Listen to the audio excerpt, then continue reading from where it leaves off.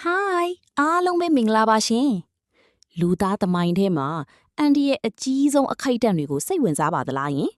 ဒီနေ့တော့ကဘာကြီးတစ်ခုလုံးကိုတုန်လှုပ်စေခဲ့တဲ့1962ခုနှစ်ကကျူးဘာဒုံးကြီးအကြက်တဲ့အကြောင်းပြောပြမယ်နားထောင်ကြည့်ရအောင်နော် အဲ့ဒီတုန်းက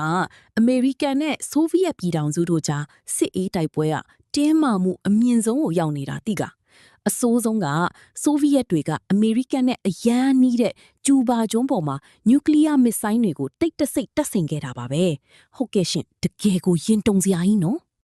surveillance of the Soviet military buildup on the island of Cuba. The purpose of these bases can be none other than to provide a nuclear strike capability against the Western Hemisphere. အဲ့ဒီအချိန်မှာအမေရိကန်သမ္မတဂျွန် F. ကင်နဒီကကျူးဘာပတ်လည်ကိုရေတပ်နဲ့ပိတ်ဆို့လိုက်ပြီးလက်နက်တွေထပ်မဝင်လာအောင်တားဆီးခဲ့ပါတယ်။အဲ့ဒီ73ရက်တာအချိန်တွင်းမှာတစ်ဖက်ဖက်ကသာဆုံးဖြတ်ချက်မှားယွင်းသွားခဲ့ရင်ကဘာကြီးတစ်ခုလုံးပြာဖြစ်သွားနိုင်တဲ့အထိစိုးရိမ်ခဲ့ရတာပါ။ ဆိုဗီယက်မစ်ဆိုင်းတွေကဘာကြောင့်ကြောက်ဖို့ကောင်းလဲဆိုတာကြည့်လိုက်ကြရအောင်နော် အကြက်တေးကာလအတွင်းဆိုဗီယက်တို့ဟာ SS-4 အပြင်ပိုမိုဝေးလံတဲ့အကွာဝေးကိုပြစ်ခတ်နိုင်တဲ့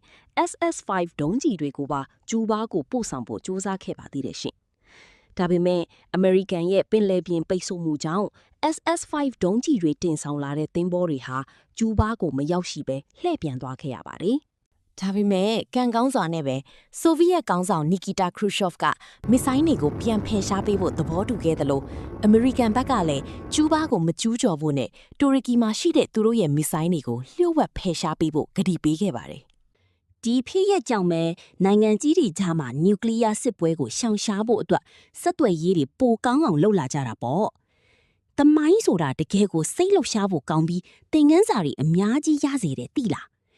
ဒီလိုမျိုးတကယ်ဖြစ်ရမှန်စိတ်ဝင်စားစရာတွေကိုဆက်ပြီးသိချင်ရင်တော့ follow လုပ်ထားပြီးတငယ်ချင်းတွေကိုလည်း share ပေးဖို့မမိနဲ့ဦးနော်တတား